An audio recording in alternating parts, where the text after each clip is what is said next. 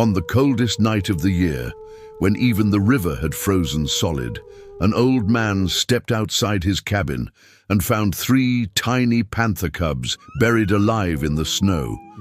But what he didn't know, their mother was already watching him, and one wrong move could have been the last mistake of his life. Before this story continues, tell me in the comments, where are you watching from? And if stories about courage, survival, and the unbreakable bond between humans and animals move you, subscribe now. Because the story you're about to witness is something most people would never believe. The winter that year did not arrive gently. It descended without warning, like a silent predator swallowing the mountains whole. By the second week of January, the forest had lost all color, buried beneath endless layers of pale, merciless snow. Trees stood stiff and glassy, their branches frozen in surrender. The river that once sang through the valley had fallen quiet, locked beneath thick ice. Even the wind seemed sharper, the kind that slipped through wool, skin and bone alike, reminding every living creature that survival was no longer guaranteed. Most animals had already retreated deep into their dens. Birds had abandoned the skies, and the narrow dirt road leading to the outside world had long since disappeared beneath drifts taller than a grown man. At the very edge of that forgotten forest stood a small wooden cabin, weathered by decades of storms, yet stubbornly upright. Smoke rose faintly from its crooked chimney, proof that someone still lived there despite the hostility of the land. That someone was Elias Moreau, an old man whose face carried the deep lines of a life spent outdoors. He had crossed 70 winters, though none quite as unforgiving as this one. Years ago, the nearby village had emptied as younger families chased easier lives in warmer towns, but Elias stayed. This cabin was not just shelter, it was memory. Every plank of wood held echoes of laughter, of people long gone, of a world that no longer existed. That morning, before the sun had properly climbed over the frozen ridges, Elias pushed open his heavy door. It resisted at first, sealed by a thin crust of ice, until he leaned his shoulder into it with a tired grunt. The cold struck him instantly, a brutal, breath-stealing force that turned the air in his lungs to needles. He paused on the threshold, allowing his old eyes to adjust to the blinding white landscape. Silence stretched in every direction, so complete it almost rang in his ears. He stepped forward carefully, his boots disappearing halfway into the powder. Each movement required effort now. Even simple chores had become small battles against the season. He had planned only to gather the last of his chopped firewood from the side of the cabin before the temperature dropped further. Nothing unusual, nothing remarkable. Then he noticed them. At first, they were nothing more than 3 uneven lumps rising from a shallow mound of snow a short distance from his porch. The storm the night before had been fierce enough to reshape the land itself, piling drifts into unfamiliar forms. Elias squinted, assuming they were fallen chunks of bark or stones, forced upward by the shifting frost. Yet something about their placement tugged at his attention. Too rounded, too deliberate, almost as if the earth had tried to hide them but failed. He took a slow step closer. The wind hushed suddenly, as though the forest itself were holding its breath. Another step. For a long moment, nothing moved. Then, so faint he almost believed he imagined it, one of the small shapes trembled. Elias froze. He waited, listening harder than he had in years. Beneath the vast silence came a fragile sound. A broken, barely there whimper, quickly swallowed by the cold. Not stone, not wood. Alive. A tightening sensation gripped his chest as he dropped to one knee, ignoring the snow instantly soaking through the fabric. With stiff fingers, he brushed away the powder from the nearest shape. Dark fur emerged first, dusted with crystals of ice. Then a tiny ear, then a closed eye rimmed with frost. The breath left his mouth in a slow cloud. Panther cub. He stared, disbelief washing across his weathered face. The cub could not have been more than a few weeks old, its body frighteningly still except for the shallow flutter of its ribs. Ice clung to its whiskers, even its paws were curled inward, as if trying to trap whatever warmth remained. A second whimper rose behind him. He turned sharply. 2 more, 3 cubs, abandoned to the killing cold. A heavy realization settled over him, one that made the forest feel suddenly much larger. Cubs were never alone, which meant only one thing. Somewhere beyond the pale trees, hidden within the endless white, their mother was near. For several seconds, Elias did not move. The realization settled slowly but heavily into his bones, far colder than the snow soaking through his trousers. Panther cubs did not wander. They did not stray from warmth unless something had gone terribly wrong. His eyes lifted from the trembling bodies and drifted toward the tree line, where the forest thickened into shadow despite the morning light. Instinct, old and deeply human, whispered a single warning into his mind. You are not alone. The cub nearest to him released another fragile cry, weaker this time, its tiny mouth barely parting. That sound shattered the paralysis gripping him. Whatever danger prowled these woods, these creatures would not survive another hour exposed like this. He had seen harsh winters before. He knew the quiet look of things, already halfway to death. Elias slipped off his heavy wool scarf with clumsy urgency and spread it across the snow. One by one, he gathered the cubs into it. They were lighter than he expected, frighteningly so, as if the cold had already begun hollowing them out. The smallest barely reacted when he lifted it, its head rolling gently against his wrist. Only a faint thread of breath proved it still clung to life.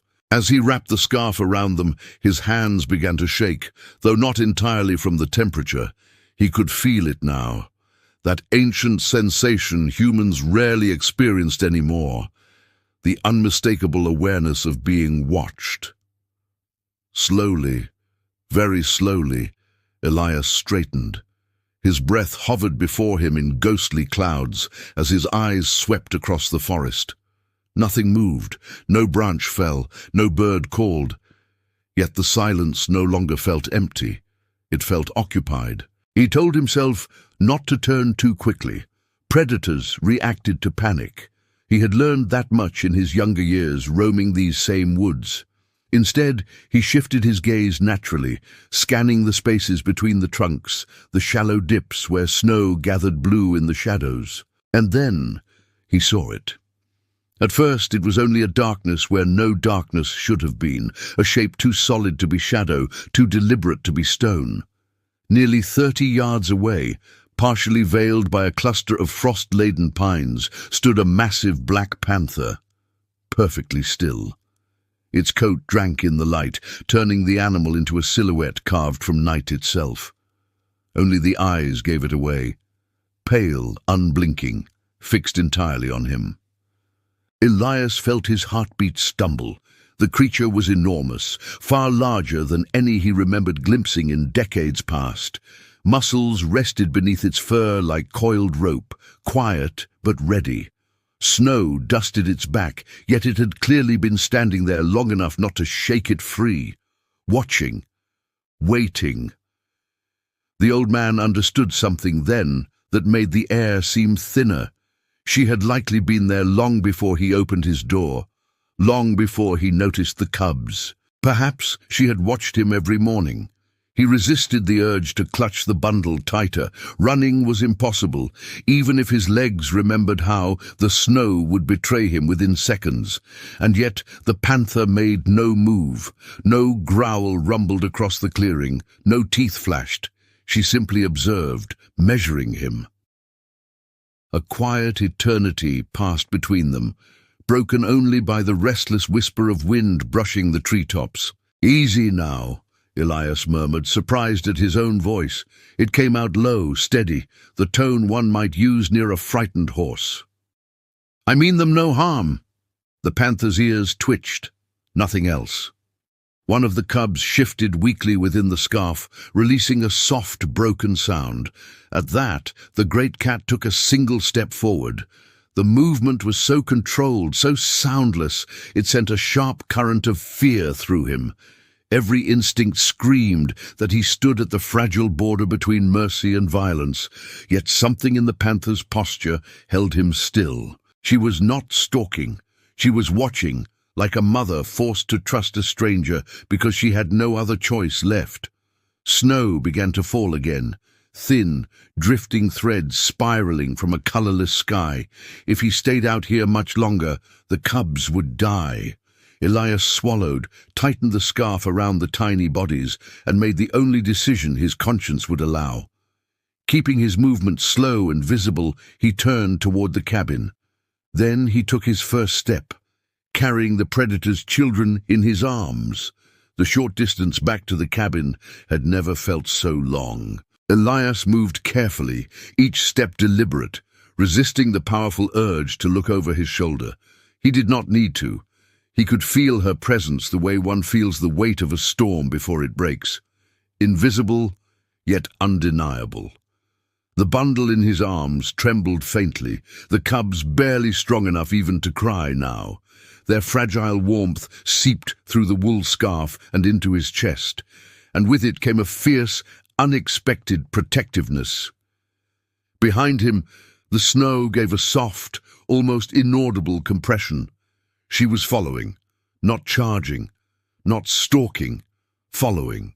When he reached the porch, his fingers had grown so stiff he struggled with the iron latch.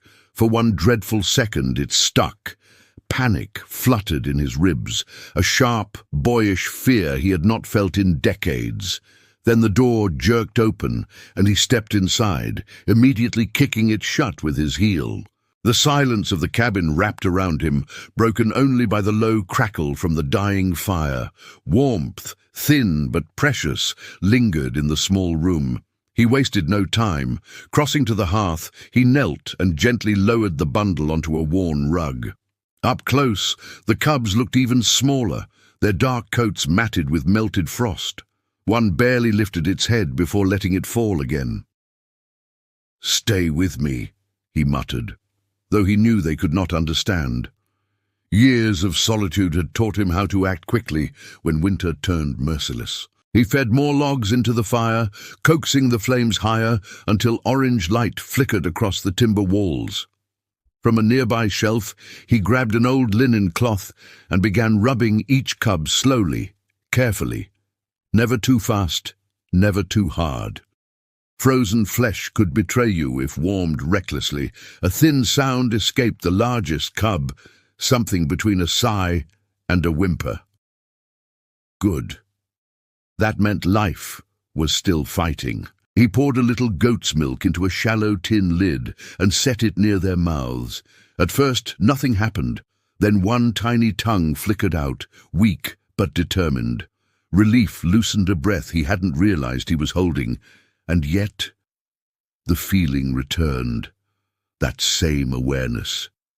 Watching. Elias rose slowly and turned toward the lone window.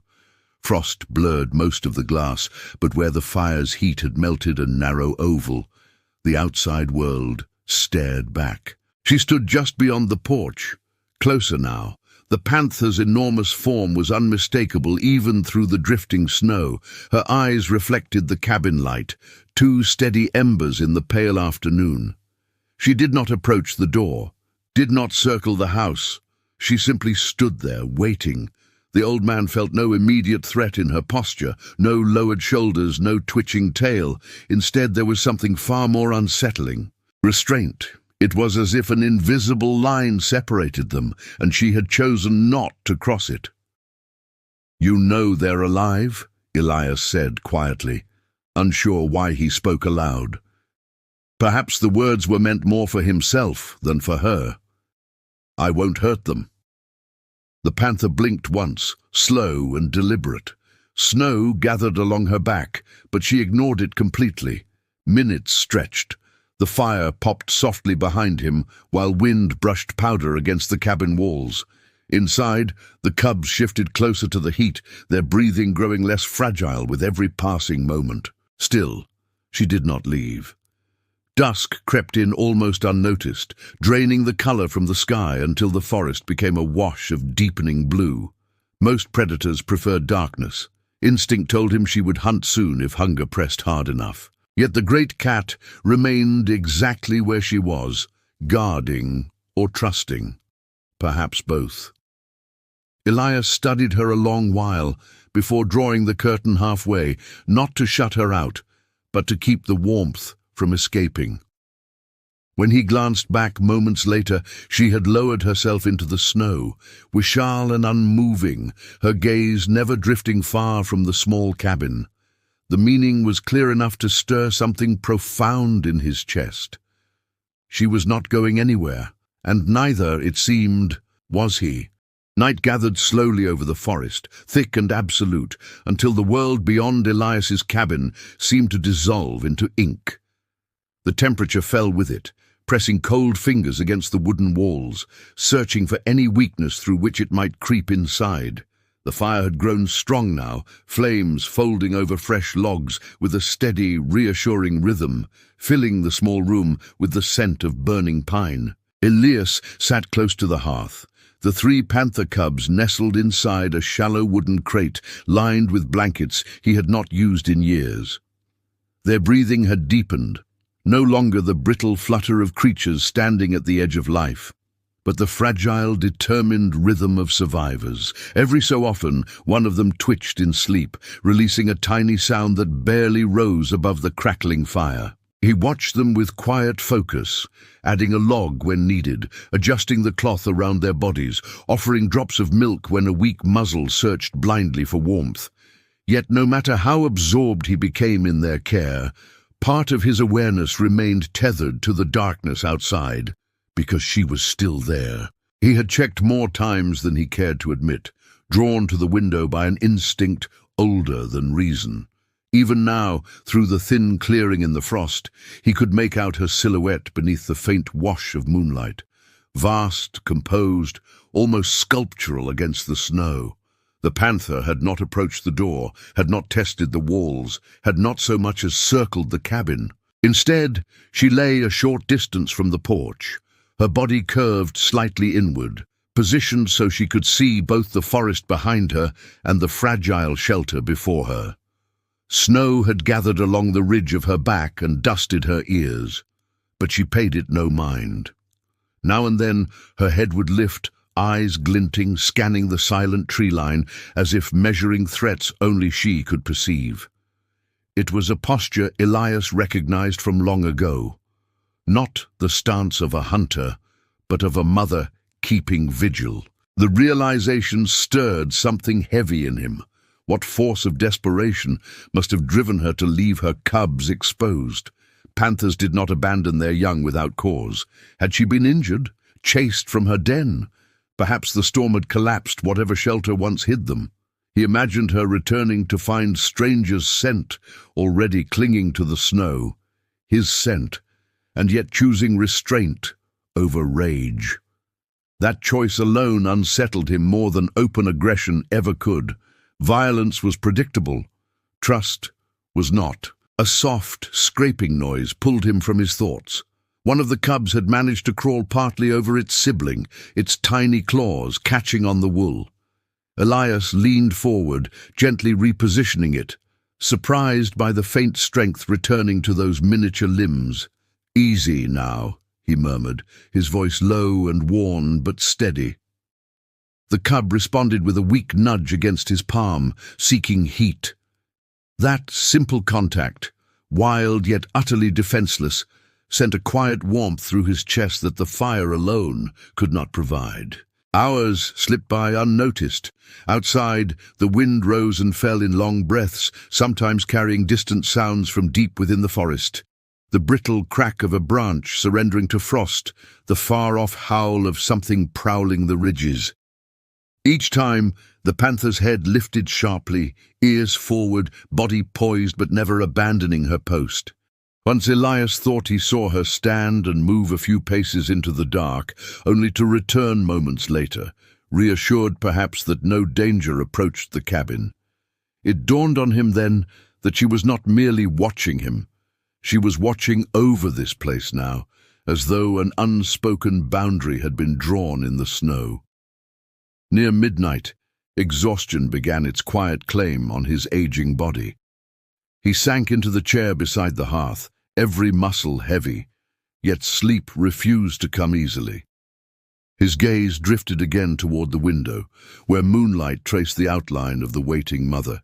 In all his years alone, he had never shared his solitude with a creature so powerful, so alert. And strangely, he did not feel fear the way he had that morning. Respect had taken its place, deep and humbling.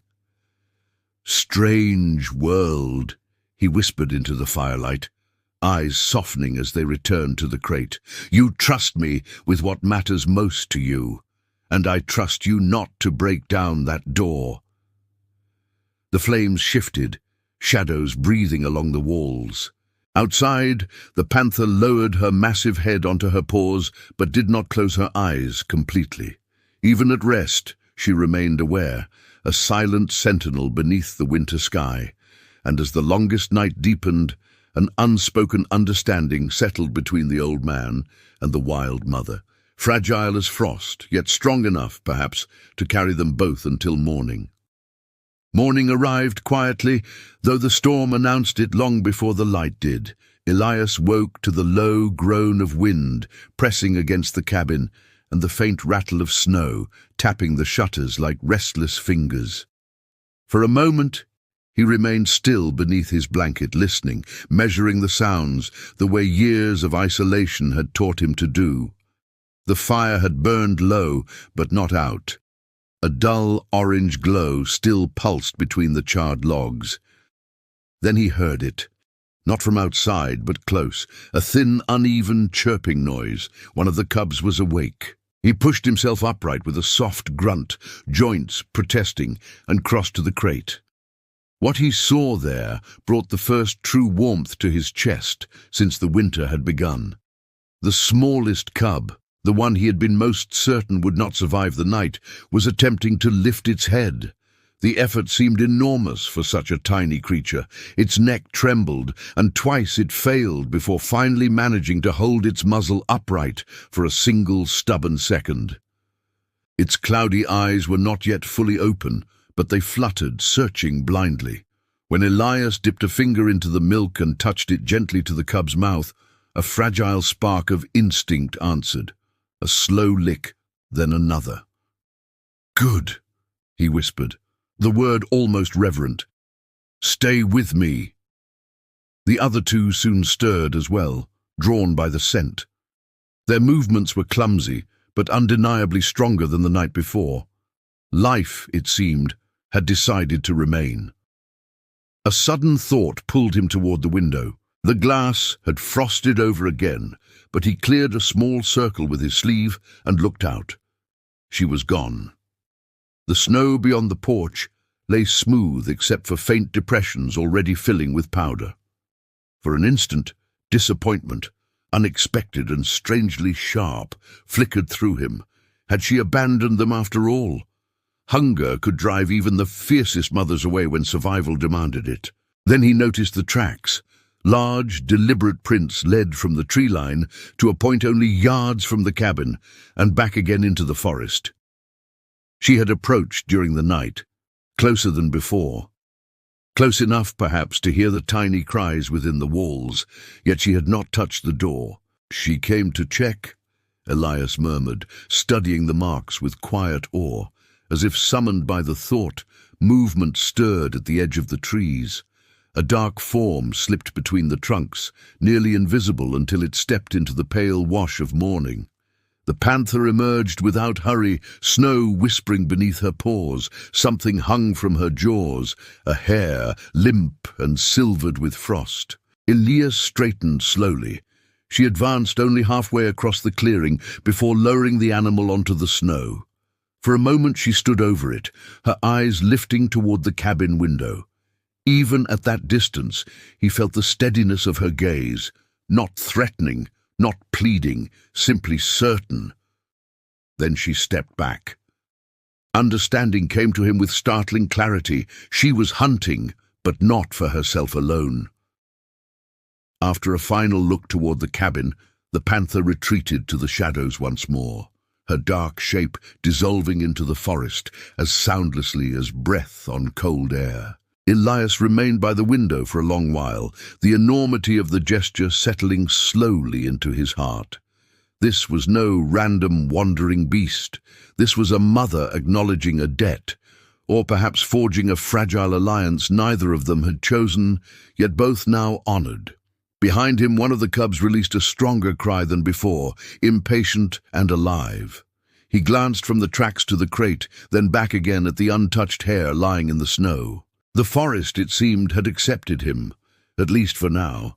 But winter was far from finished, and somewhere beyond those trees dangers still moved, dangers that might soon test just how deep this strange trust truly ran.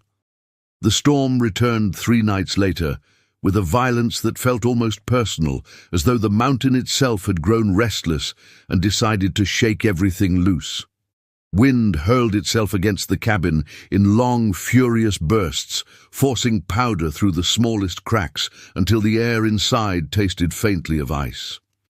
Elias had reinforced the shutters before dusk, stacking what little firewood remained within arm's reach, yet the sound of the gale still pressed heavily on his mind, a relentless reminder of how fragile his shelter truly was. Outside, the world had vanished into a spinning white void where distance meant nothing and direction even less. No creature with sense would wander in such madness. Yet sometime near midnight, the panther's warning came. At first it was only a faint disturbance beneath the roar of the storm, a low, vibrating snarl that did not belong to the wind. Elias lifted his head from the chair, every nerve sharpening. The cubs, now noticeably stronger, stirred uneasily in their crate, their tiny ears twitching toward the same unseen signal. Then the sound came again, clearer this time, rolling across the snow like distant thunder, not hunting, not calling, warning. He rose carefully and moved to the window, wiping away a crescent of frost. Moonlight struggled behind racing clouds, but in the shifting glow, he saw her. Not resting as before, but standing rigid near the porch, her body angled toward the deeper forest. Her tail cut slow, deliberate arcs through the air. Whatever she sensed, it had pulled every muscle taut. Then he saw them. Shadows at first, barely separable from the storm. 4 shapes advancing low against the wind. Their outlines flickered in and out of existence until a break in the clouds revealed narrow muzzles and lean frames. Wolves, driven down from higher ground by hunger severe enough to challenge even a panther. Elias felt the old primal fear stir in his chest. A lone wolf was caution. A pack was catastrophe. His gaze darted to the cubs. Though hidden by wood and flame, their scent would travel easily in this weather, carried like a promise to starving mouths. The panther stepped forward. No hesitation, no retreat. Her growl deepened, a sound so raw it seemed to vibrate through the cabin walls. Snow lashed across her dark form, yet she stood immovable, a barrier of muscle and will between the predators and the fragile life inside. The wolves slowed, spreading slightly, their pale eyes catching what little light the sky allowed. For a tense heartbeat, the clearing became a frozen battlefield where nothing moved but the storm itself. Then one wolf edged closer. The panther exploded into motion. It was not a reckless charge, but a controlled, terrifying surge. 2 strides that erased the distance and forced the intruder backward with a snap of ivory teeth. The clash was brief yet electric, a blur of shadow and white breath. The wolf recoiled, startled less by the attack than by the certainty behind it. This was no desperate animal defending a carcass. This was a mother drawing an unbreakable line. Another snarl tore through the wind, fiercer now, promising violence without fear of consequence. For several seconds the wolves lingered, weighing risk against starvation. Elias realized he had been holding his breath only when his lungs began to ache. He could do nothing but watch, one hand braced against the glass, heart hammering with a helpless gratitude. At last the pack yielded. One by one they drifted back into the storm, their shapes dissolving until only the wind remained. But the panther did not relax. She stayed where she was, scanning the darkness long after the threat had vanished, snow collecting along her shoulders like a pale mantle. Only when she seemed fully certain did she turn slightly toward the cabin, toward the cubs, toward him. In that moment, understanding settled over Elias with quiet force. She was not guarding territory anymore. She was guarding them both, and as the storm howled on, the old man realized something extraordinary had taken root in the frozen wilderness. Not just trust, but alliance. By the time the storm finally loosened its grip on the valley, the world it left behind scarcely resembled the one it had buried. Snowbanks leaned high against the cabin walls, sculpted into hard, wind-carved ridges that glittered faintly beneath a pale, returning sun.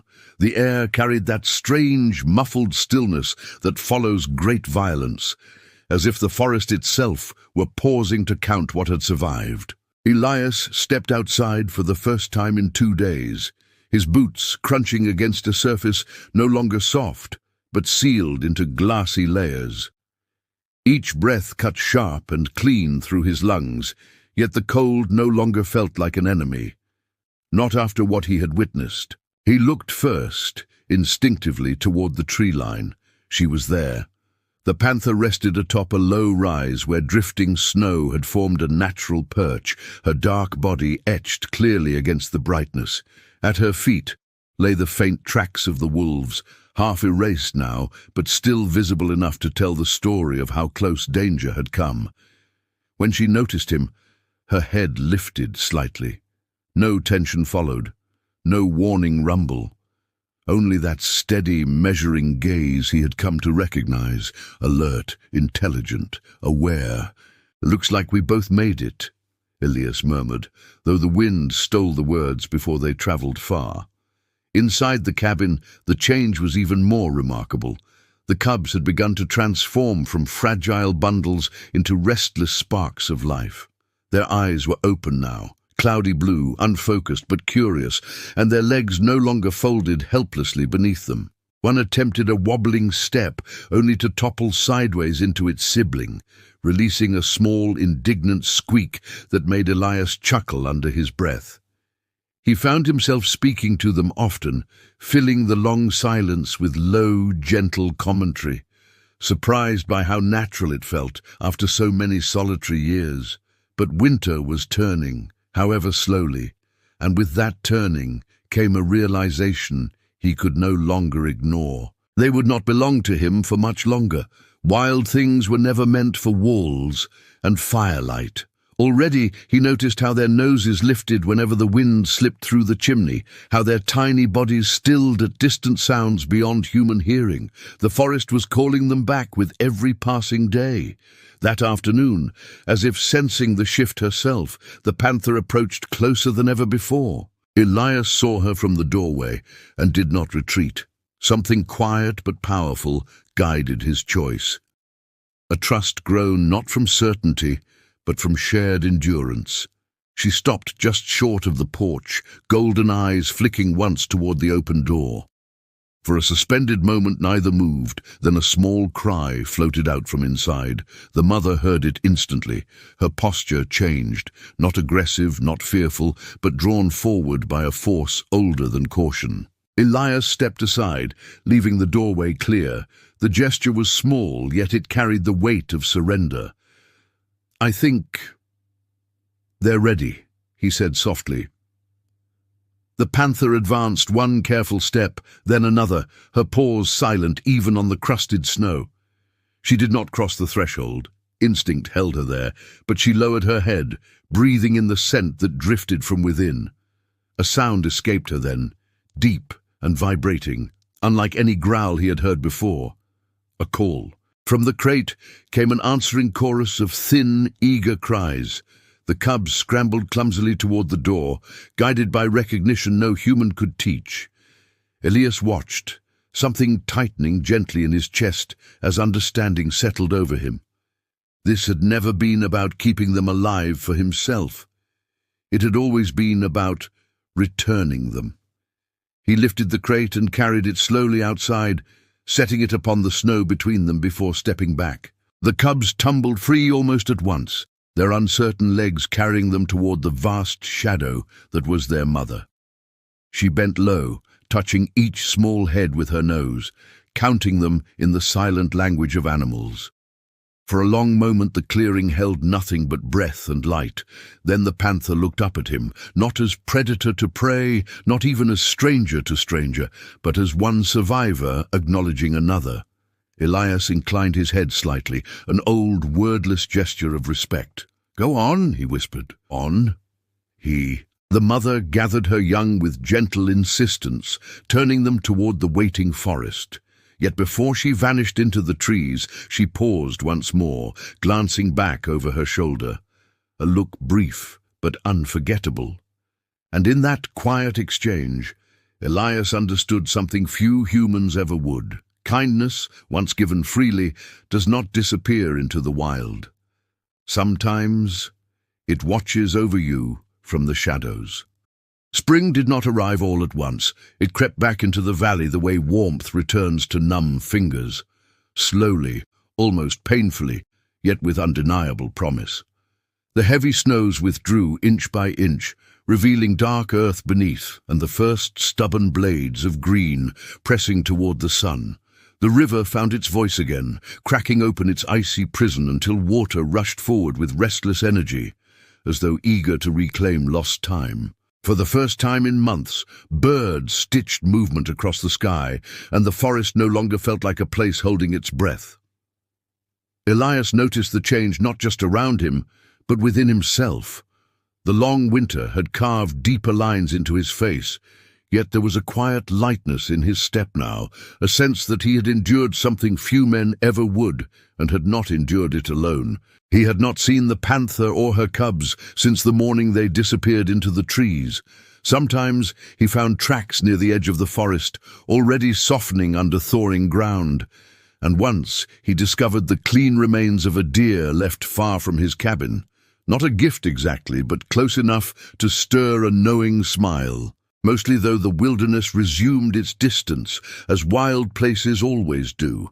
Elias did not expect gratitude, he did not wait for it. Some acts, he believed, mattered precisely because nothing came back. Then, one mild afternoon, everything changed. Elias had been repairing a loose plank near the roof, balancing carefully on a ladder worn smooth with age. The sun sat warm on his shoulders, and for a moment he allowed himself the rare comfort of closing his eyes against its glow. That was when the rung shifted. It happened faster than thought. The scrape of wood, the sickening tilt beneath his boots, the sudden absence of ground. He fell hard, the breath blasting from his lungs as pain shot sharply through his leg. For several seconds he could not move, the sky spinning slowly above him, while the world narrowed to the pounding of his heart. When he tried to stand, his leg refused him, a fracture perhaps, or worse. The realization settled cold despite the gentle weather. The village was miles away. No travelers passed this deep anymore. Night would come eventually, and with it the roaming hunger of the forest. For the first time since winter, Elias felt the fragile truth of his solitude. He dragged himself a short distance, each movement grinding agony upward through his body until exhaustion forced him still. The trees whispered softly nearby, their shadows stretching longer as the sun began its descent. Then the forest fell quiet. Not empty quiet, aware quiet. Elias sensed it before he saw her. From between the tall pines emerged a dark, fluid shape, silent as memory. The panther stepped into the light, her coat gleaming now with health, every movement carrying the effortless power of a creature born to command wild ground. She paused when her eyes found him, head lowering slightly, recognition passing between them as clearly as spoken words. "You remember," Elias breathed, more wonder than question. She approached without haste, stopping just beyond his reach. For a moment she studied him, the twisted ladder, the unnatural angle of his leg, the vulnerability he could not hide. The air seemed to tighten around them. Then from the trees behind her, three smaller shapes appeared. No longer cubs. Young panthers moved with cautious grace at their mother's side, their golden eyes bright with the fierce curiosity of youth. One stepped forward, sniffing the air, then looked to its mother as if awaiting permission. She gave the slightest nod. What happened next would live in Elias's memory with a clarity no passing year could dull. The panther turned in a slow circle and lowered herself onto the ground a few yards away, not leaving, not hunting, simply positioning her body between him and the deepening forest. The young ones followed her lead, settling into the grass with watchful stillness, guarding him. Hours passed. The sun slipped low, painting the valley in amber, yet none of them moved far. Once, when distant howls trembled faintly across the hills, the mother rose immediately, her gaze cutting into the dark until the sound faded. Only then did she lie down again. Elias understood with a quiet, overwhelming certainty. On the coldest night of winter, he had stood between death and her children. Now she stood between death and him. By the time a passing woodcutter's cart finally creaked along the far trail, drawn by chance, or perhaps something like fate, the sight that met the travelers would be told and retold for years. An old man lying beneath the open sky, and beside him a great black panther keeping silent watch, while three young shadows lingered close. They vanished into the forest the moment other humans approached, leaving behind nothing but pressed grass and enormous tracks. Elias healed slowly after that, but he was never truly alone again. Some evenings, just at the edge of twilight, he would glimpse a familiar dark form standing where the trees began, never crossing into his world, never fully leaving it either. And whenever their eyes met across that quiet distance, he was reminded of a truth the wilderness had taught him. Kindness is never wasted. In the language of the wild, it is remembered, returned, and sometimes, when you need it most, it comes back to protect you.